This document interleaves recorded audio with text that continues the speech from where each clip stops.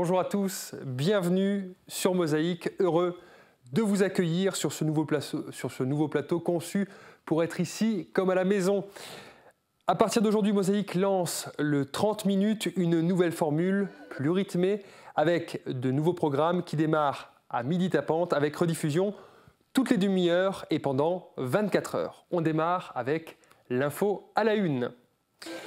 Les amateurs de petite traîne avaient rendez-vous ce dimanche pour la 14e édition du vélo Sarre-Moselle. Vu le temps, les bicyclettes étaient de sortie à Sarrebruck, au jardin franco-allemand, le point central de la manifestation, mais également à Groß-Biederstorf, où un point relais était animé par les membres du club cyclotouriste de la commune. Le reportage est à suivre tout à l'heure dans notre JT. Voici le sommaire de l'émission. Festivité, une équipe au service de la fête. Festivité, festivité, des idées toutes faites. Une nouvelle formation au CFA Camille Weiss de Forbach, un certificat de qualification professionnelle pour former des mécaniciens spécialistes en maintenance automobile. Du sport aussi, nous reviendrons sur le match de foot opposant le Sarreguemines FC au SC Schiltigheim. La troisième journée en CFA 2 a porté ses fruits pour les joueurs locaux. La petite histoire du jour s'intéresse à la fontaine de Sarinsmin qui fut un temps accueillir les canards du village. Charline Meyer refait sa rentrée scolaire dans Tendance. La lycéenne en classe de seconde nous dira comment elle s'y est préparée. Pour terminer, on passe à table et on commence par l'entrée. Voici les bruschettas estivales revisitées par Fanny. La rentrée scolaire, c'est souvent une période de mouvement de grogne, en particulier dans les établissements qui subissent des fermetures de classe. Retour dans le passé avec notre séquence replay. Il y a 8 ans, jour pour jour, le 8 septembre 2006, les parents d'élèves manifestaient contre la fermeture d'une classe à l'école maternelle du Petit Prince à Sarreguemines. Regardez. Le saviez-vous? Le cloud est gratuit pour l'éducation, en prime avec le leader mondial du logiciel, Microsoft. Pour les pros, la solution c'est le cloud ID Réseau. Colère et incompréhension à Beau-Soleil. Les comptes sont faits, la 3e classe de l'école maternelle Le Petit Prince n'ouvrira pas, en tout cas pas cette année. Plus qu'une manifestation, les parents d'élèves exigent une rencontre pour faire entendre leur colère et tenter d'obtenir des explications. Avec une mobilisation d'autant plus forte que Le Petit Prince est la seule maternelle du secteur à disposer d'un accueil périscolaire et d'une cantine. Pas de quoi réjouir les parents. Pour le maire, la solution est claire, il y a trop d'écoles maternelles à Sarreguemines, 20 au total, puisque 17 publiques, une privée et 2 structures associatives, toutes n'ayant évidemment pas les mêmes soucis d'effectifs. La volonté du maire est donc à terme de fermer les plus petites écoles publiques pour mieux répartir les élèves. Les écoles qui seraient ainsi sur la sellette sont notamment celles du Gregersberg, la maternelle Victor Hugo ou encore la Bastille. La dernière rentrée dans cette maternelle du Petit Prince a eu lieu en septembre 2010. L'école de la Bastille a elle aussi définitivement fermé ses portes. Sur les 20 écoles maternelles évoquées dans ce reportage de 2006, il n'en reste plus que 13 aujourd'hui. On poursuit avec la météo de demain. Les prévisions sont présentées par Sandrine Serbino. 7,6% des accidents du quotidien ont pour origine l'activité domestique. Assurance accident de la vie, la sécurité par tous les temps. Le retour du soleil, c'est pour aujourd'hui et ce sera aussi pour demain. En début de matinée, le ciel sera encore un peu couvert et brumeux, mais dès le début de l'après-midi, les nuages feront place à de belles éclaircies, surtout pour le nord du département. De quoi ressortir les tenues d'été, accompagnées quand même d'un petit gilet. Le sud sera lui encombré par des débordements nuageux en provenance de la Bourgogne. Quelques gouttes de pluie seront à prévoir, mais rassurez-vous, pas de quoi ressortir les caouets. Pour la journée, prévoyez de 12 à 14 degrés au minimum et de 21 à 23 degrés au maximum. Demain mardi 9 septembre, pensez à souhaiter une bonne fête au Halin. Quant à moi, je vous souhaite une agréable journée et vous laisse en compagnie de notre séquence insolite. En parlant d'insolite, avez-vous déjà vu des poires de cette taille ? En ce qui concerne notre séquence, il s'agit de près de 10 000 personnes qui ont vu son album photo. Nous vous présentons aujourd'hui un retraité privilégié qui a pu suivre la construction des 5 éoliennes de Wölflin avec son réflexe. Résultat, 5000 clichés qui ont donné un catalogue en ligne de 188 pages. Regardez. Bonjour, je m'appelle Monsieur Émile de Wölflin. Ma passion, c'est la photo. Alors là, les éoliennes, bien sûr, quand ça s'est fait, c'était du pain béni pour moi. Le départ devait donner une expo photo à Wülflin de quelques 60 ou 70 photos. Mais bon, moi je me retrouvais après avec 2800 photos qui étaient triées. J'ai cherché sur le net et puis j'ai trouvé le site Calameo qui donne la possibilité aux particuliers et surtout gratuitement de diffuser un tel album.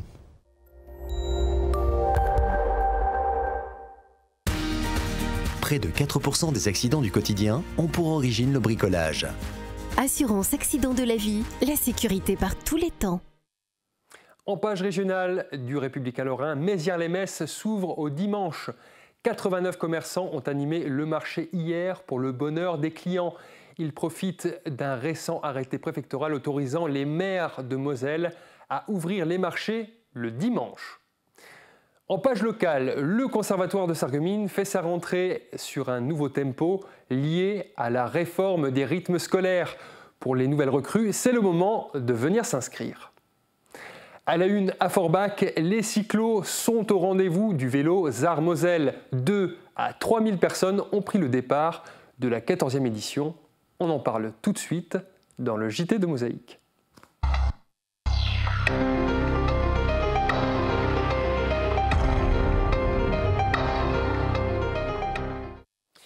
Mais avant, cette info de dernière minute, sortie de crise pour les ex-employés de la société. Jean Prime est fils de Groenwiller. Depuis le 12 avril 2013, 14 personnes attendaient qu'on prononce leur licenciement. C'est chose faite, le conseil de prud'homme de Forbach a tranché. Ils sont licenciés par l'entreprise. Il aura fallu 1 an et demi pour obtenir une telle décision. Les ex-salariés vont maintenant se réunir pour décider si oui ou non ils vont demander réparation pour le préjudice qu'ils estiment avoir subi. On change d'ambiance. Ce dimanche, c'était la fête de l'amitié franco-allemande au travers d'une manifestation autant sportive que touristique. Le point central de la manifestation se trouvait au jardin franco-allemand de Sarrebruck. Et difficile de l'oublier pour les participants de la 14e édition du vélo Sarre-Moselle, puisque 6 des 8 circuits proposés partaient et arrivaient à cet endroit. À Großbiederstroff, par contre, 3 itinéraires passaient devant les locaux du club de canoë-kayak. C'est là qu'attendaient les membres du club cyclotouriste de Großbiederstroff. Un reportage de Guillaume Dumonteil. Contrairement au Tour de France, à Großbiederstroff, il y a une multitude de maillots jaunes. Une vingtaine de membres du cyclotourisme étaient mobilisés pour accueillir les participants du vélo Sarre-Moselle dans les meilleures conditions. D'ailleurs, un groupe de cyclistes en provenance de Sarrebruck arrive. D'emblée, il est accueilli. Sous les casques se trouvent des personnalités importantes. Ça se passe très bien. On a un groupe à peu près d'une trentaine de personnes, ce qui est très bien, avec 3 accompagnateurs et il n'y a aucun souci. Ces cyclistes parcouraient le circuit intitulé Les Hauteurs de Spicheren, une boucle de 27 km qui partait et arrivait du jardin franco-allemand de Sarrebruck. Ce site ayant été choisi comme point central de la manifestation. Là-bas, les animations ne manquaient pas puisqu'il y avait notamment de nombreux stands, des jeux pour les enfants ou encore des concerts. De la musique aussi était proposée à Großbli avec Étienne et Mathias à l'accordéon. Ils sont à la fois musiciens et membres du club cyclotouriste. L'après-midi, ils étaient relayés par 2 rockers, mais malgré les animations, les avis sont mitigés quant à la mise en avant du point relais. Nous sommes toujours sur un parcours de la Sarre et malgré le manque de publicité, un grand nombre de personnes et de passages. Mais pas de crainte, la communauté d'agglomération de Forbach répond positivement. L'an prochain, l'étape de Großbiederstroff sera davantage mise en valeur, évitant ainsi de centrer exclusivement l'attention sur le jardin franco-allemand. On peut quand même prendre acte de cette remarque qui est faite et puis en tant que membre de l'Eurodistrict et puis surtout que je m'intéresse au vélo, on essaiera l'année prochaine de faire un peu plus de publicité et surtout de mettre un peu plus en évidence ce point relais du canoë club du Val de Sarre de Großbli. Les membres du club local espèrent accueillir plus de cyclistes l'an prochain pour la 15e édition du vélo Sarre-Moselle. Nous ne doutons pas du fait que l'ambiance chaleureuse et régionale sera toujours au rendez-vous. L'été a joué les prolongations cette fin de semaine, n'en déplaise aux organisateurs et aux visiteurs des multiples événements qui avaient lieu. Musique, sport, belle mécanique, on avait le choix. Voici le résumé du week-end vu par Julia Bitran et Guillaume Dumonteil. Le soleil leur va bien. Les tourneurs de manivelles et les joueurs de Corps des Alpes ont animé les rues de Frauenberg, notamment le centre du village récemment rénové. Les visiteurs étaient invités à donner de la voix et à visiter des expositions. Entamées en début d'après-midi, les musiciens n'ont pas lésiné sur les rappels, terminant leurs prestations une fois la nuit tombée. Eux aussi ont eu la météo de leur côté. Les perchistes qui participaient à la compétition Perche en folie, organisée pour la 4e fois en plein cœur de Sarreguemines. Un athlète était particulièrement attendu, Laurent Vanesse, double vainqueur de l'épreuve. Il a inscrit pour la 3e fois son nom au palmarès et a remporté le concours en effaçant une barre placée à 5 mètres de haut. Chez les dames, une autre athlète de l'ASSA s'est illustrée, Eline de Vogt. Elle a passé 3,80 m avant de réussir, pour le fun, à franchir une barre placée à 4 mètres. Des performances de haut niveau qui ont ravi le public du centre-ville. Les très nombreuses manifestations qui se déroulaient ce dimanche ont également bénéficié d'une météo favorable. Si les candidats au permis bateau côtier n'ont pas pu en profiter le matin, puisque leur cours avait lieu dans la Pauline, les amateurs de belle mécanique et les passionnés d'archéologie ont pris un beau bain de soleil. Les aéromodélistes tout d'abord, qui sur les hauteurs de Bliesbruck ont fait étalage de leur savoir-faire. Ils multipliaient les acrobaties sous le regard admiratif du public, qui a même pu voir un canard voler. À quelques centaines de mètres plus bas, au parc archéologique, les visiteurs étaient invités à découvrir la fabuleuse et triste histoire de Sextia Faustina, une habitante de la cité antique qui a tout perdu après un pillage de barbares. Au milieu des ruines, son récit a intéressé le public. C'est la première fois qu'une telle visite à la première personne était organisée sur ce site. Le succès aussi, les organisateurs du festival de voitures anciennes de Hambach l'ont une nouvelle fois connu, avec leur traditionnelle manifestation qui rassemblerait près de 3000 visiteurs sur une seule journée.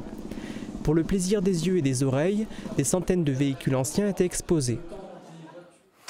Ceux-là devraient plutôt se pencher sur les voitures actuelles. Au CFA Camille Weiss de Forbach, une nouvelle formation vient d'ouvrir, le CQP TEVA.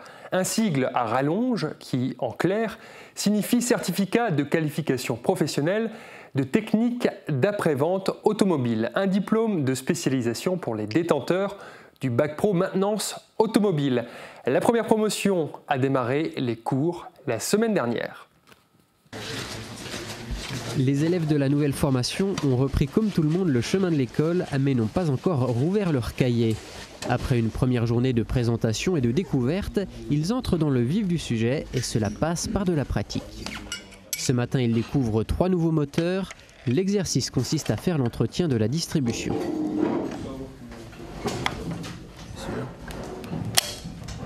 Anthony vient d'effectuer un bac pro à Sarrebourg. Il souhaite passer son certificat de qualification professionnelle pour renforcer ses compétences. Parce que je suis avant tout passionné d'automobile et que l'automobile est en train d'évoluer de plus en plus, donc il faut un peu se mettre à jour au niveau de l'électronique et tout ça. Et dans mon précédent lycée, j'ai pas eu forcément l'occasion d'approfondir ces connaissances. En 18 mois, Anthony et ses 6 camarades vont se spécialiser dans la maintenance des nouveaux véhicules produits par les marques françaises Peugeot et Citroën. Des véhicules où la haute technologie s'est imposée. Il est aujourd'hui indispensable pour un technicien de maintenance de savoir réparer les systèmes électriques et électroniques. Au cours de leur formation, les élèves apprendront par exemple à diagnostiquer des pannes à l'aide de Diagbox. Ils seront également formés à l'utilisation des revues techniques des constructeurs, aujourd'hui accessibles en ligne sur Internet. Ces élèves, une fois leur diplôme en poche, n'auront pas de difficulté à trouver du travail. En fait, c'est vrai que les garages, aujourd'hui, cherchent des jeunes qui soient déjà motivés et qui soient formés, qui connaissent en fait le maximum de choses sur leur système. Donc aujourd'hui, les concessionnaires et les agents cherchent des jeunes qui sont issus de cette formation-là. La formation a démarré avec 7 personnes, mais il reste encore de la place pour quelques élèves. Précisons que la formation se réalise en alternance dans un garage ou chez un concessionnaire auto. Elle s'adresse à des personnes âgées de 16 à 25 ans, titulaires d'un diplôme technologique ou professionnel, du niveau du bac pro maintenance automobile. Un reportage de nos confrères de TV8.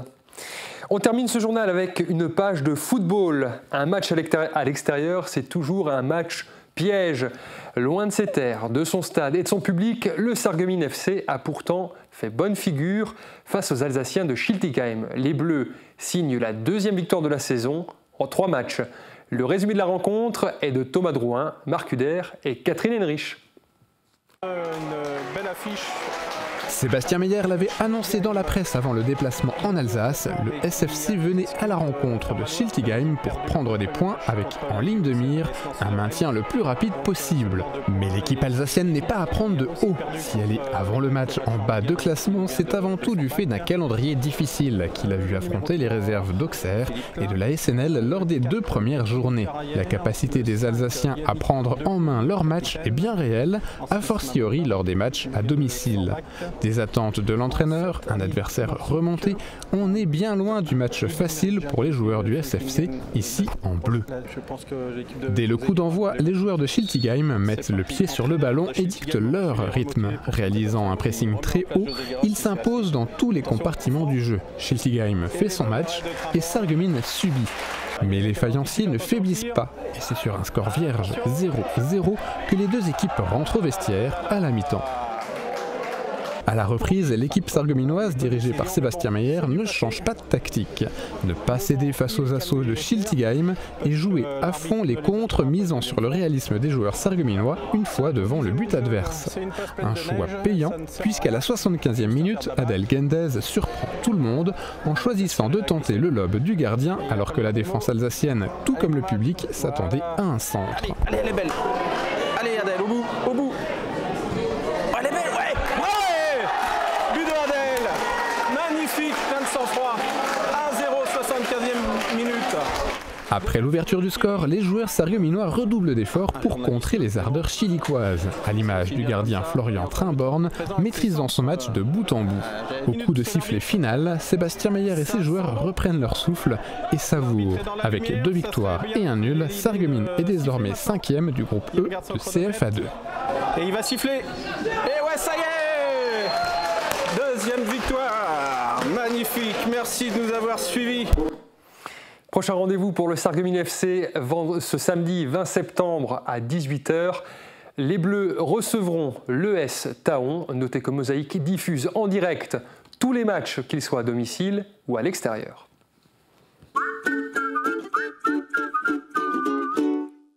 Vous l'attendiez tous, la saison culturelle de Sarreguemines 2014-2015 redémarre sur les chapeaux de roue le 26 septembre. Jonathan Lambert, Julien Doré, Nolwenn Leroy, Vincent Delerme, Christelle Cholet et bien d'autres. Tout un programme à découvrir. Abonnement à partir du 9 septembre de 10h à 18h à l'hôtel de ville de Sarreguemines ou en ligne dès le 9 septembre à 10h sur www.sarreguemines.fr. Renseignements à l'office de tourisme Sarreguemines Confluence. Allô Sébastien? Allô? Je suis chez mon beau-frère, on se fait une partie? Ok. Attends, mon compte à rebours est pas terminé. Ah mais ça rame la DSL hein. Shopping est trop bon. Allez. Fibre 1, ADSL 0. Je te vois là. Ah bah voilà, je suis mort. Et toi, appelle le 1055. N'attendez plus, choisissez la Box Fibre by Numéricable. En ce moment, une tablette Samsung offerte à partir de la Box Power. Appelez vite le 1055. Un Boma, prêt? Une rentrée musclée à Mosaïque. Dans un nouveau décor, avec des moyens techniques exceptionnels, Mosaïque lance le 30 minutes. Une quotidienne en direct, plus péchue, plus originale, plus proche de vous et diffusée 24h sur 24. À chacun sa télé. La mienne. La tienne. La nôtre. Bien sûr, c'est Mosaïque.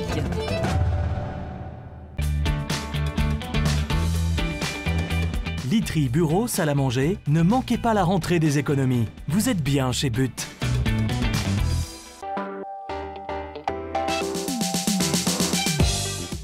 Demain sur Mosaïque, Cloche cherche clocher. C'est la petite histoire des cloches du Sacré-Cœur. Ces cloches n'ont jamais trouvé leur place. Il faudrait aujourd'hui près de 800 000 € pour ériger les 2 flèches du plan d'origine. Retrouvez également la suite du menu proposé par Fanny Tilgat, une gigolette de poulet accompagnée d'un écrasé de pommes de terre à l'ail et au basilic. Ensuite, vous mettez vos carottes, vous laissez bien cuire les carottes. Ensuite, vous ajoutez les champignons, vous les laissez bien dessécher tout en mélangeant, à surveiller.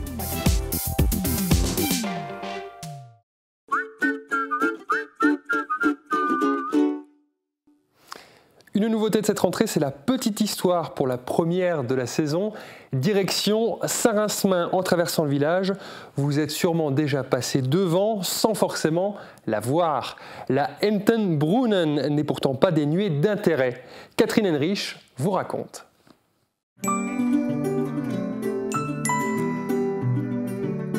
FBS, du bon temps par tous les temps.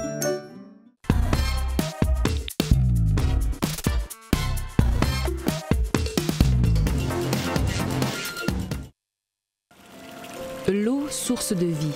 Ici, elle coule depuis bien 2 siècles.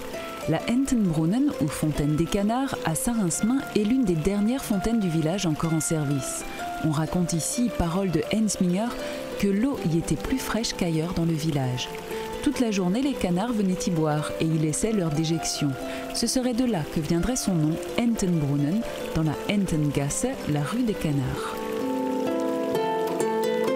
De canards ici aujourd'hui, il n'y en a plus guère, mais le nom est resté et fait parler les curieux.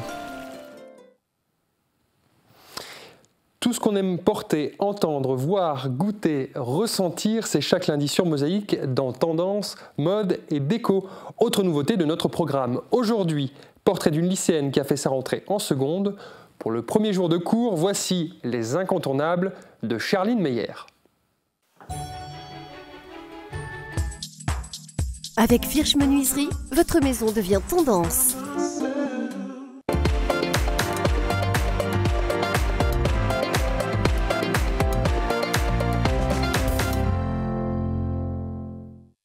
Bonjour, c'est Charline, j'ai fait ma rentrée il y a quelques jours au lycée et je l'ai soigneusement préparée. Donc je vais vous faire le détail de ce que j'ai mis et emporté avec moi.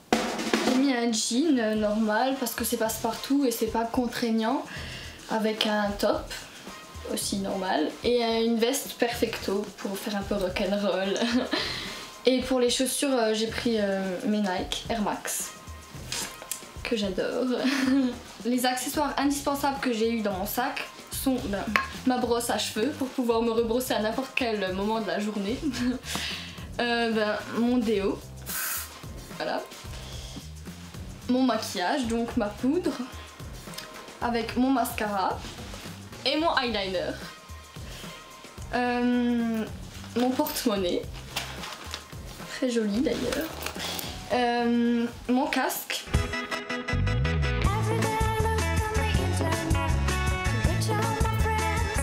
Pour ranger tout ça, j'ai évidemment mon sac, très tendance. Je le trouve vraiment très beau.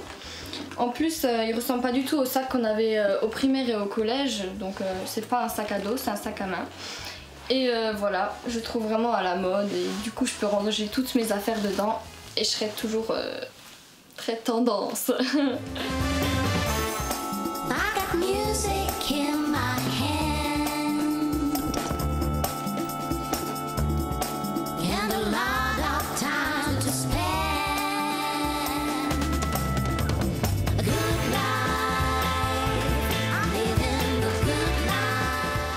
Et bonne rentrée à tous!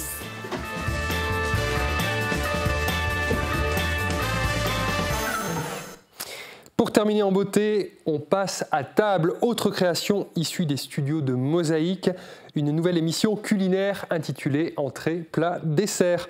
Pour la première, découvrez Fanny Tidgat, une professionnelle de la cuisine installée en région Messine. Aujourd'hui, elle nous propose une entrée pleine de soleil pour démarrer son menu.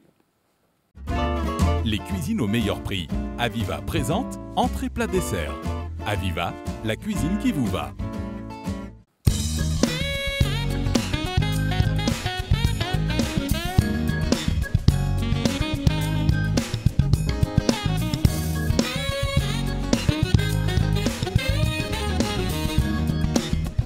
Bonjour à tous, en entrée je vais vous proposer une bruschetta estivale histoire de vous ramener un peu le soleil dans vos assiettes pour un été qu'on n'a pas eu chez nous.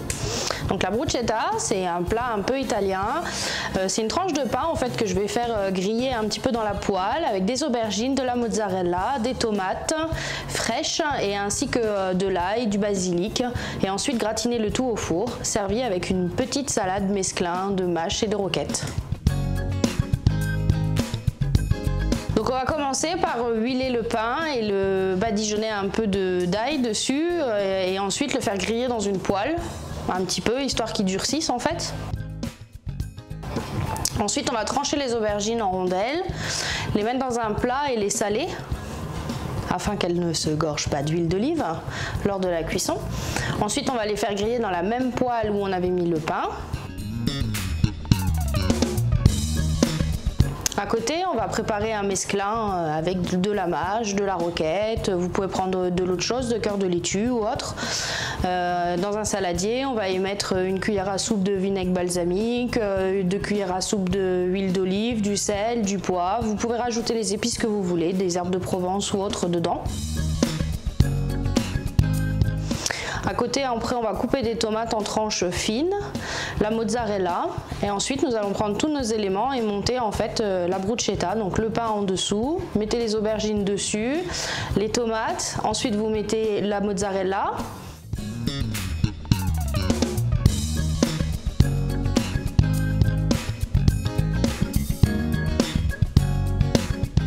Alors vous mettrez au four environ sous le grill, 5 minutes largement, ça suffira, environ à 180 degrés, histoire juste que la mozzarella devienne fondante et qu'il y ait un résultat un peu chaud-froid en fait au niveau de cette entrée avec la salade et les tomates séchées et les tomates fraîches.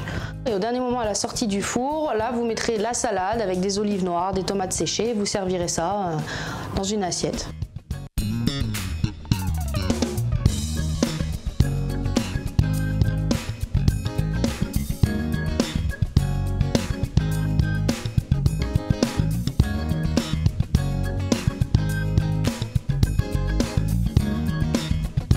Donc c'est un plat à servir immédiatement en fait à vos convives et puis je peux vous proposer de servir avec un vin rosé histoire que ça ramène encore une deuxième pointe de soleil. Bon appétit à tous.